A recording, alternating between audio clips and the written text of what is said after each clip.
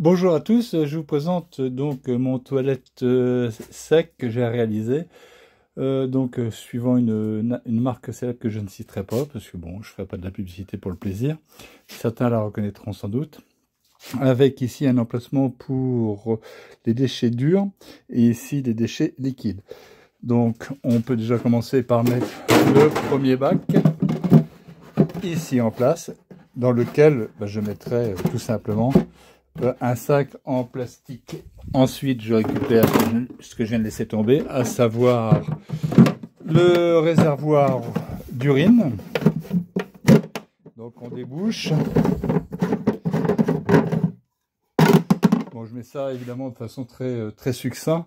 Je rajoute ensuite l'abattant. Alors voici un abattant, donc séparateur d'urine. Moi, je fais tout pour que ça soit mobile. Donc ça ira dans le sens là. Alors j'ai pas de trappe, vous voyez, sur le côté pour ouvrir. Tout se passe par le haut. Si on veut nettoyer, on enlève le couvercle et tout est amovible par le haut. Ensuite, on a donc un abattant qui vient se mettre par-dessus, qui vient se caler tout simplement sur le côté. Voilà, voici qui est fait. Et en décoration, parce que bon, faut bien une petite décoration, il y a cet abattant toujours avec un système de blocage que je viens de mettre au-dessus.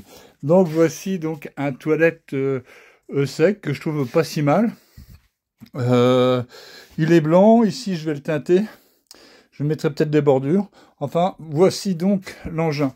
Ça a coûté donc pour le kit pur 110 €. Pour le bois, faut compter 60 €. Et pour l'abattant, bon, moi j'avais, parce que je récupère tout, je jette rien. Donc j'avais ça en plus. Je l'ai démonté. J'ai démonté la charnière qui était cassée. Vous voyez, c'est du matériel de récupération. Mais je trouvais ça relativement fun. Donc on peut le redémonter pour faire l'opération inverse. J'enlève le couvercle. Ensuite, j'enlève l'assise. Et ensuite, je peux accéder aux toilettes, notamment pour nettoyer cette partie-là. Je trouve que c'est bien pratique d'avoir quelque chose de totalement amovible. Et ensuite, bon, on retire le sac, parce que moi, personnellement, je mettrais un sac pour récupérer les matières fécales. Et ici, on met un peu d'acide citrique pour l'entretien. Alors, ce que je constate dans ce kit, il n'y a pas de clapet anti-retour. Je trouve ça un petit peu dommage. Ça manque. Mais bon, il faut simplement penser, lorsqu'on reprend la route, de démonter, de remettre le bouchon, tout simplement. Donc, chose que je vais faire. On remet le bouchon. On a enlevé au préalable le sac, ou alors le sac, on le laisse fermer à l'intérieur si on le souhaite. On remet l'abattant qui est légèrement en dessous, vous voyez, de façon à ce que j'ai vraiment fait un décroché, de façon à ce que l'assise ne vienne pas prendre appui sur ce plastique qui est quand même relativement cher quand on pense. Ici, on remet donc l'assise qui, elle, prend donc appui sur tous les côtés, donc pas de risque de casser le plastique.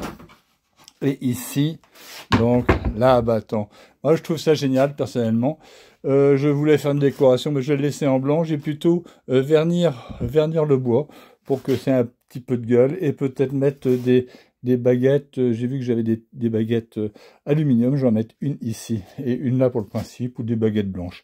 Mais aluminium, ça sera plus classe puisque je les ai. Allez, si vous avez aimé, n'hésitez pas à liker et à partager. Bye bye.